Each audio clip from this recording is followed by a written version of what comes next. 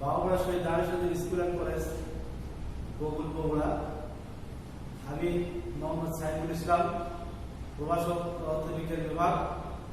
প্রিয় শিক্ষার্থী এবং অভিভাবকবৃন্দ, আসসালামু আলাইকুম। আজ পদার্থবিজ্ঞান বিষয়ে চতুর্থ অধ্যায়ে আমি আলোচনা করব। আলোচনা করার আগে একটু পরামর্শমূলক কিছু কথা বলবো আমি। সেটা হলো, যেহেতু আমরা একটা দুর্যোগের মধ্য দিয়ে অতিবাহিত হচ্ছি, এই জন্য শিক্ষার্থীদের বলবো আমরা বাড়িতে বসে পদার্থবিজ্ঞানের অন্যান্য বই যেগুলো আছে 2-3টা বই কমপক্ষে হলেও সংগ্রহ করে নিজ উদ্যোগে নিজের চেষ্টায় একটু ভালো করে পড়ালেখা করতে হবে। পাশাপাশি কোনো সমস্যা হলে, বুঝতে কোনো সমস্যা হলে আমাদের সাথে যোগাযোগ করতে পারবা। আমরা চেষ্টা করব তোমাদের সমস্যা সমাধান করতে। আমাদের ইতিপূর্বে আমরা পদার্থবিজ্ঞান বিভাগ বিষয়ে অনেকগুলো ক্লাস হয়তো আমরা নিতে পারিনি। তারপরেও যেহেতু সিলেবাস শেষ করতে হবে, দ্বাদশ শ্রেণীর বিষয়ে আমি বলবো যে কমপক্ষে আরো 5টা অধ্যায় আমাদের পড়তে হবে। সেই অধ্যায়গুলো হলো পদার্থবিজ্ঞান বিভাগের বিষয় হলো 4th অধ্যায়, 5ম অধ্যায়, তারপরে 8ম অধ্যায়, 10ম অধ্যায়, 11দশ অধ্যায়। এই অধ্যায়গুলো আমরা পর্যায়ক্রমে বিভিন্ন সময় আলোচনা করব। আজকে আমাদের আলোচ্য বিষয় হলো 4th অধ্যায়। অধ্যায়ের নাম তড়িৎ প্রবাহের চৌম্বক ক্রিয়া ও চুম্বক। এই তড়িৎ এক প্রকার শক্তি, যার উপস্থিতিতে বস্তু অন্য বস্তুকে আকর্ষণ বা বিকর্ষণ করে। এটা সাধারণত চার্জের কারণে হয়। চার্জ যখন কোনো বস্তুতে চার্জিত হয় তখন সে অন্য বস্তুকে আকর্ষণ করে অথবা বিকর্ষণ করে। আর চার্জ হলো মৌলের পরমাণু ইলেকট্রনের একটা বিশেষ ধর্ম। এই চার্জের কারণে তড়িৎ ক্ষেত্র সৃষ্টি হয়। আর চার্জ যদি স্থির হয় তাহলে স্থির তড়িৎ, আর চার্জ যদি গতিশীল হয় তাহলে সেটাকে বলা হয় চলতড়িৎ। এখন বিদ্যুৎ প্রবাহ হলো চলতড়িতের আলোচ্য বিষয়। বিদ্যুৎ বা যখন কোন পরিবাহীর মধ্য দিয়ে চলাচল করে বা উৎস থেকে বিভিন্ন স্থানে পরিবাহীর মধ্য দিয়ে যাতায়াত করে, তখন তাকে বলে চলতড়িৎ। চলতড়িৎ হলো আমরা আগের চ্যাপ্টারে আলোচনা করেছি। এখন পরিবাহীর এই চ্যাপ্টারের আলোচ্য বিষয় হলো তড়িৎবাহী প্রবাহের চুম্বক ক্রিয়া ও চুম্বক। তড়িৎ প্রবাহ যদি কোন পরিবাহীর মধ্যে দিয়ে প্রবাহিত হয়, তাহলে কি হয়, ওই পরিবাহীর চারিদিকে একটা চুম্বক ক্ষেত্রের সৃষ্টি হয়। এটাকেই বলা হয় তড়িৎ প্রবাহের চুম্বক ক্রিয়া। তাহলে আমাদের প্রথমেই জানতে হবে তড়িৎ প্রবাহের চৌম্বক ক্রিয়া কি। তড়িৎ প্রবাহের চৌম্বক ক্রিয়া হলো পরিবাহীর মধ্য দিয়ে যখন তড়িৎ প্রবাহিত হয় তখন পরিবাহীর চারপাশে একটা তড়িৎ ক্ষেত্রের সৃষ্টি হয়। এই ঘটনাকে বলা হয় তড়িৎ প্রবাহের চৌম্বক ক্রিয়া। তড়িৎ প্রবাহের এই চৌম্বক ক্রিয়া বিজ্ঞানী ওয়ারস্টেড, একজন খ্যাতমান বিজ্ঞানী, তিনি প্রথম লক্ষ্য করেন এবং এর একটা গাণিতিক সমাধান করার তিনি চেষ্টা করেন। তার নাম অনুসারে এটাকে বলা হয় ওয়ারস্টেডের চৌম্বক ক্রিয়া। তাহলে এই যে তড়িৎ প্রবাহের চৌম্বক ক্রিয়া, এটা বিজ্ঞানী ওয়ারস্টেড একটা পরীক্ষার মাধ্যমে তিনি তুলে ধরেন। তার নাম অনুসারে বলা হয় ওয়ারস্টেডের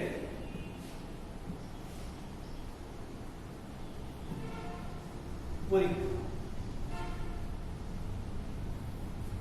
তিনি এক পরিবাহী তারের মধ্য দিয়ে বিদ্যুৎ প্রবাহ চালনা করেন এবং পাশাপাশি কি করেন, একটা চুম্বক শলাকা পরিবাহীর সমান্তরালে স্থাপন করে লক্ষ্য করলেন যে পরিবাহীর মধ্যে যখন বিদ্যুৎ প্রবাহিত হয় তাহলে চুম্বক শলাকার বিক্ষেপ হয় কি হয় না। তিনি দেখলেন এরকম একটা পরিবাহী ব্যবস্থা তিনি দেখলেন।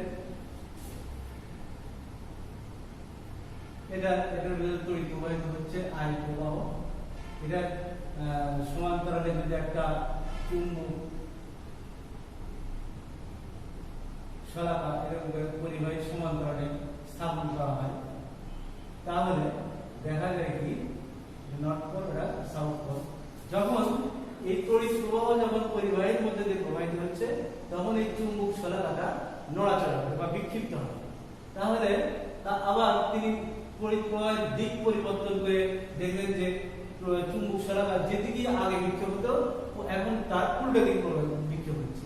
আবার তিনি তড়িৎ প্রবাহ মাত্রা কম বেশি করে দেখলেন, তড়িৎ প্রবাহ যত বেশি হয় বিক্ষেপ তত বেশি হয়। তারপরে তিনি চুম্বক শলাকার লম্ব বরাবর তড়িৎ প্রবাহ চালনা করে দেখলেন যে কোনো বিক্ষেপ হয় না। আবার তড়িৎ প্রবাহ একটা নির্দিষ্ট মাত্রায় প্রবাহিত হলে তখন এই চুম্বকের বিক্ষেপটা 90 ডিগ্রি হয়। এরকম তিনি কতগুলো সিদ্ধান্তে উপনীত হলেন যে এই ওয়েরস্টেনের পরীক্ষা থেকে ওয়েরস্টেনের সিদ্ধান্ত।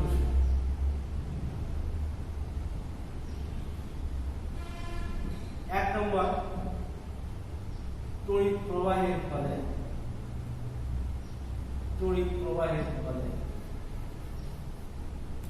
চুম্বক শলাকার বিক্ষেপ ঘটে। 2 নম্বর, তড়িৎ প্রবাহ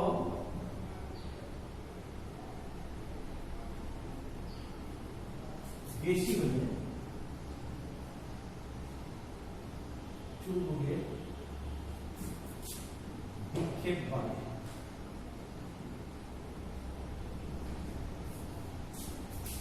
3 নম্বর, তড়িৎ প্রবাহের দিক পরিবর্তন করবে।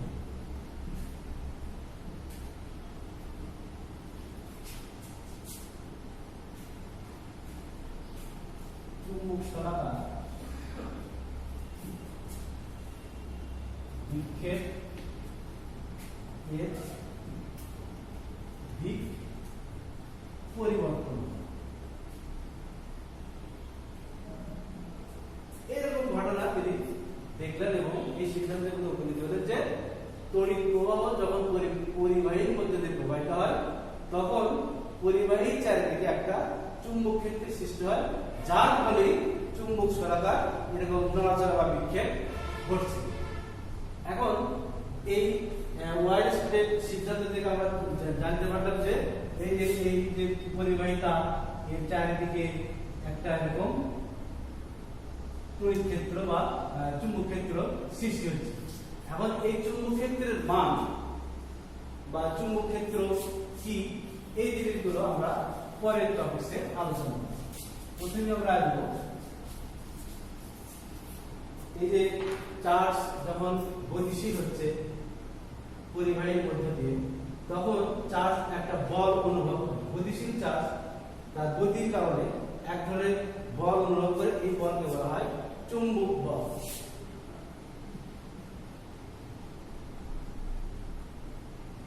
তাহলে চুম্বক বলের সংজ্ঞাটা আসছে একটা গতিশীল চার্জ যে তার গতির কারণে যে বল অনুভব করে তাকে বলা হয় চুম্বক বল।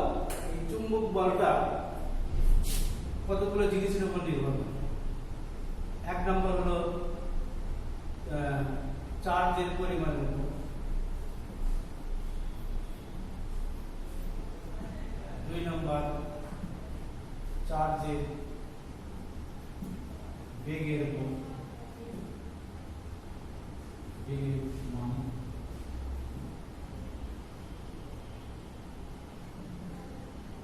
আরেকটা হলো পরিবাহীর বেগের মান এবং অন্তর্ভুক্ত কোণের।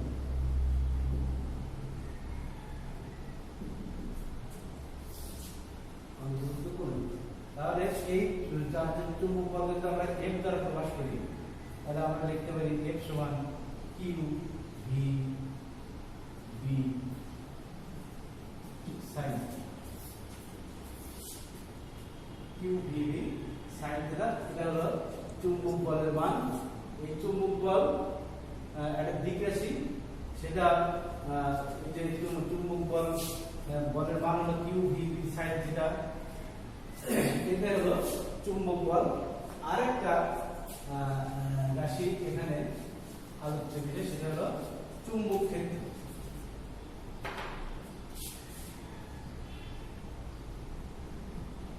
আমরা পেলাম F সমান Q V B sine theta, তাহলে অতএব B সমান F ভাগ Q V B sine theta.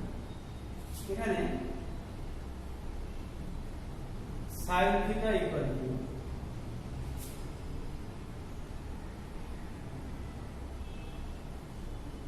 One হবে যখন থিটা সমান 90 ডিগ্রি। তাহলে সেক্ষেত্রে আমরা আমাদের বি সমান পাচ্ছি F ভাগ কিউ ভি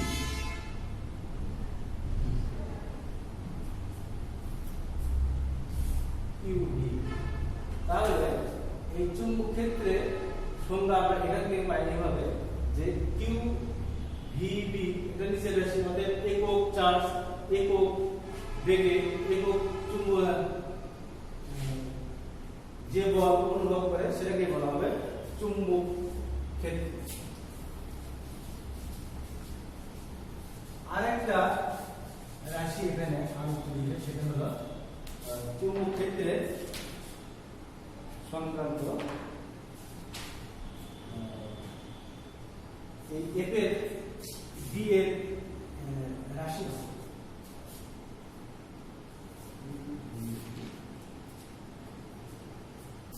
বি সমান এফ ভাগ কিউ ভি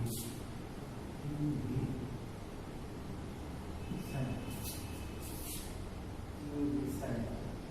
তাহলে আমরা বি সমান পাচ্ছি এফ ভাগ কিউ ভি যদি সাইন থিটা ইকুয়াল টু 1। তাহলে বি এর একক হবে এফ এর একক নিউটন, কিউ এর একক কুলম্ব, আর ভি এর একক হলো metre per centimetre. Newton per coulomb per metre per centimetre, এটাকে আমরা এভাবে লিখতে পারি নিউটন কুলম্ব সেকেন্ড আর মিটার। তাহলে এটাকে আমরা এভাবে লিখতে পারি কুলম্ব পার সেকেন্ডকে অ্যাম্পিয়ার বলা হয়, এভাবে লিখতে পারি newton ampere inverse metre inverse. এটা হলো চুম্বক ক্ষেত্র বি এর একক newton per ampere per metre. এটাকে অনেক সময় টেসলা বলা হয়। বিজ্ঞানী টেসলার নাম অনুসারে এই চুম্বক ক্ষেত্রের এককের নাম রাখা হয় টেসলা। বি এর একক তাহলে তার হলো টেসলা,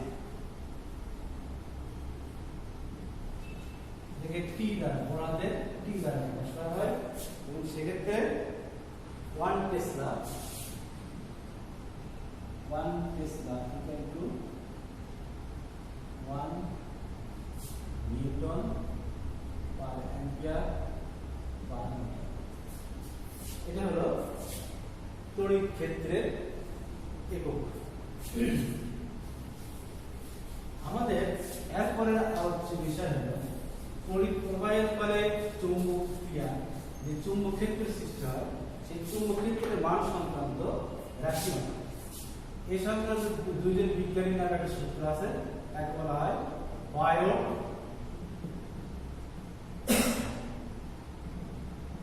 সেভার্টের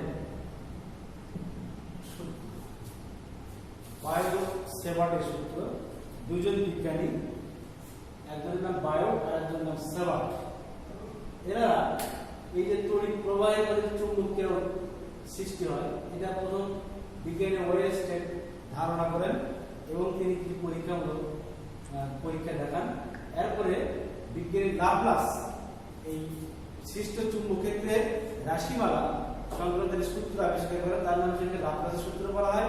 পরবর্তীকালে এই দুইজন বিজ্ঞানী বায়ট এবং সাভার্ট এরা এই চুম্বক ক্ষেত্রে একটা গাণিতিক রাশিমালা উপস্থাপন করে, তার নাম হচ্ছে এটাকে বলা হয় বায়ট সাভার্টের সূত্র বলা হয়। এই সূত্রটা কি, যখন কোনো এরকম একটা পরিবাহী মাধ্যমের মধ্যে দিয়ে তড়িৎ প্রবাহিত হচ্ছে, এক ক্ষুদ্র অতি ক্ষুদ্র একটা দৈর্ঘ্য আমরা যদি বিবেচনা করি ডিএল, এবং এর মধ্যবিন্দু থেকে আর দূরত্বে পি একটি বিন্দু, এই বিন্দুতে চুম্বক ক্ষেত্র পরিবর্তন ডিবি পরিমাপ করতে হবে, এবং এর সাথে যে অন্তর্ভুক্ত কোণ সেটা হলো থিটা। আর এর মধ্যে তড়িৎ প্রবাহ হচ্ছে অতি ক্ষুদ্র তড়িৎ প্রবাহ ডিআই। তো বায়ট সাভার্টের সূত্র হলো যে কোনো মাধ্যমের অতি ক্ষুদ্র দৈর্ঘ্যের ভিতরে তড়িৎ প্রবাহ চলাকালে এর আশেপাশের কোনো বিন্দুতে সৃষ্ট চুম্বক ক্ষেত্রের এর দৈর্ঘ্যের সমানুপাতিক, অর্থাৎ জিবি সমানুপাতিক ডিআই, দৈর্ঘ্যের সমানুপাতিক, তড়িৎ প্রবাহের সমানুপাতিক ডিআই, পরিবাহীর ওই বিন্দু থেকে দূরত্বের বর্গের ব্যস্ত হবে 1/r², এবং পরিবাহী ওই অংশের মধ্যবিন্দু ও বিচ্ছেদ বিন্দু সর্বরেখার অন্তর্ভুক্ত করে সাইনের সমান। ঠিক, এখন এই সূত্রকে আমরা যদি সমন্বয় করি তাহলে পাই ডিবি সমানুপাতিক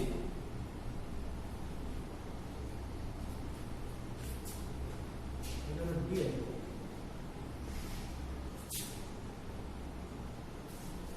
ডিবি সমানুপাতিক আই ডিএল,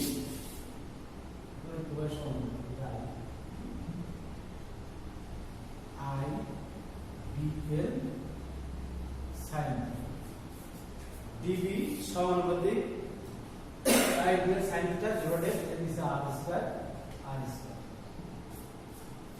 তাহলে আমরা এই যে তড়িৎ ক্ষেত্র উৎপন্ন হচ্ছে তার একটা গাণিতিক রূপ আমরা পেলাম কি, ডিবি সমানুপাতিক I DL sine theta divided r²। তাহলে এটা আমরা সমান করে চিহ্ন তুলে দিতে পারি, ডিবি সমান K I DL sine theta divided r²। এখানে কে একটি সমানুপাতিক ধ্রুবক,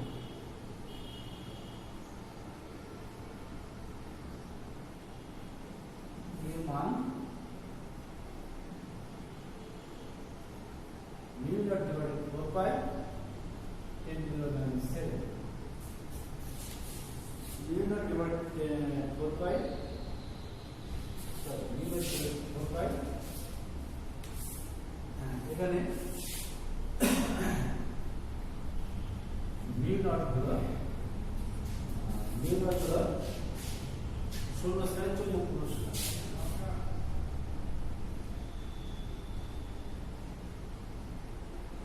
চুম্বক প্রবেশ এর মান 4/7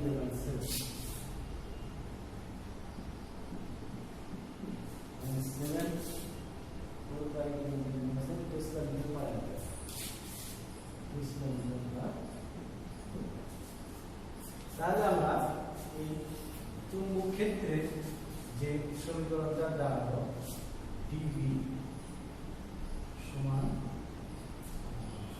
mu naught divided 4 pi r dl sin theta divided r²। এখন I dl sin theta divided r²,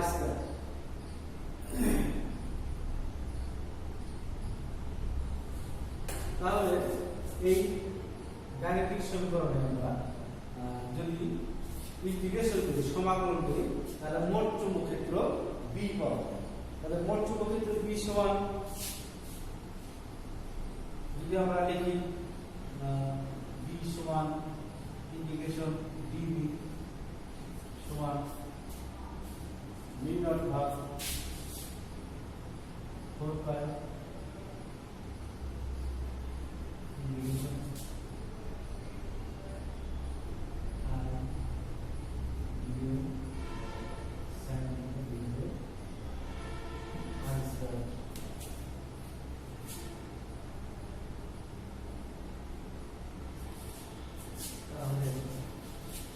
সমীকরণের রূপ দাঁড়ালো e সমান mu not i divided 4 pi integration dl sin theta r square. যেহেতু চুম্বক ক্ষেত্র এক ধরনের বল, সেই চুম্বক ক্ষেত্র একটা ঠিক আছে, এই চুম্বক ক্ষেত্রকে আমরা যদি ভেক্টর দিয়ে প্রকাশ করি তাহলে ভেক্টর b সমান mu not i divided 4 pi integration dl cross r divided r cube এভাবে প্রকাশ করা হবে। তাহলে এটাই হলো বায়ট-স্যাভার্টের গাণিতিক সমীকরণ। এই সমীকরণের সাহায্যে আমরা চুম্বক ক্ষেত্রের মান নির্ণয় করতে পারি।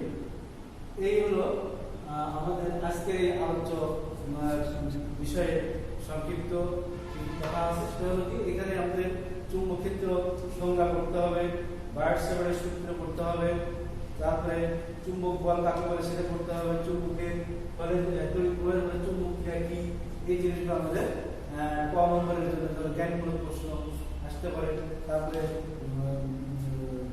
অনুধাবনমূলক প্রশ্ন আসবে, বায়ট-স্যাভার্টের সূত্রটি বিজ্ঞত করো, এক টেসলা বলতে কি বোঝায়, এরকম জিনিসগুলো আসতে পারে। আমরা পরবর্তী ক্লাসে আমাদের আলোচ্য বিষয় হবে এই যে চুম্বক ক্রিয়া সংক্রান্ত সোজা পরিবাহের ক্ষেত্রে কত দূরে কত তড়িৎ চুম্বক ক্ষেত্র সৃষ্টি হয় তার মান কত, গোলাকার পরিবাহের ক্ষেত্রে চুম্বক ক্ষেত্রের মান কত, এরকম আবার আলোচনা আমাদের পরের ক্লাসে আলোচনা করা হবে। আজকে এই ক্লাস পর্যন্তই। সবাইকে ধন্যবাদ। খোদা হাফেজ।